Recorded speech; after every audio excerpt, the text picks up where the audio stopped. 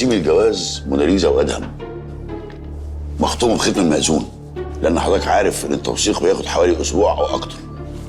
ودي سعادتك صوره ضوئيه لقسيمه طلاقها من حسن اللي استلمتها منه في المحكمه.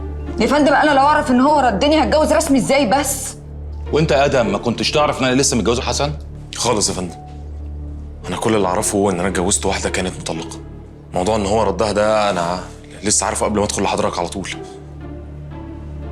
ساعه لما الناس جولي البيت انا خليت عفاف تكلم المأذون عشان تجيب منه القسيمه الموثقه من عنده، واكتشفت ساعتها ان هو ما كانش عارف يوثقها عشان هي لسه على ذمه راجل تاني.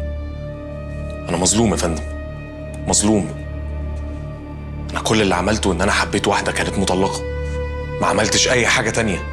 حتى لما اتجوزتها عند مأذون شرعي. حسن هو السبب يا فندم، حسن هو اللي ساب الدنيا تتعقد عشان في الاخر يورطني انا. يورطك؟